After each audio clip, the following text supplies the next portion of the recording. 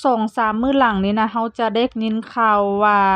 ประเทศปากีสถานแม่นบ่เขาเจ้าได้ถิ้มระเบิดใส่อิรัก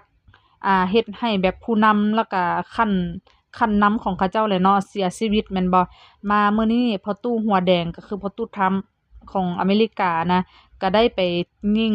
ประเทศอิหร่านก็คือถิ้มระเบิดใส่อิหร่านโดยให้เหตุผลว่าอิหร่านน่ะเป็นภัยคุกคามต่อเขาเจ้าเนาะแล้วก็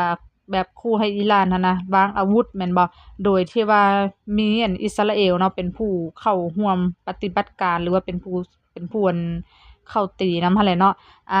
แล้วหลายๆคนนี่นะที่ได้ยินข่าวก็พากันแตกตื่นแม่นบ่พากันแตกตื่นต่างๆนานาบางคนก็อุ๊ยข้อยสิไปถอนเงินออกธนาคารนู่นนั่นนี่จังซั่นจังซี่เนาะอันนี้แม่นขอแบบเตือนว่าบ่ให้แตกตื่นขนาดนั้นเนาะสิ่งที่เราต้องมีก็คือมีสติ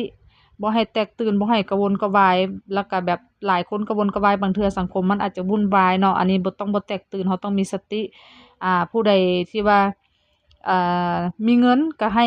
ประหยัดเงินไว้เนาะพยายามให้เปลี่ยนเงินเป็นสินทรัพย์ที่จับต้องได้เช่นว่าทองคำบ้านอสังหาเนาะอันนี้แม่นพยายามให้มันมีเป็นพวกนี้ไว้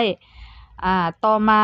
คนที่อาจจะแบบจับจ่ายใช้สอยซื้อเครื่องหยังต่างๆน่ะต้องมีสติในการซื้อบัดนี้เนาะซื้อแต่สิ่งที่จำเป็นซื้อแต่แนวที่จำเป็นก็คือซื้อแต่สิ่งที่ได้กินได้ใช้บ่ให้ซื้อแบบพร่ำเพรื่อนะแบบบ่ใช้ก็ซื้อมาซั้นซี้เนาะอันนี้แม่นอยากให้ลดผ่อน2มา3มาก็แม่นไผที่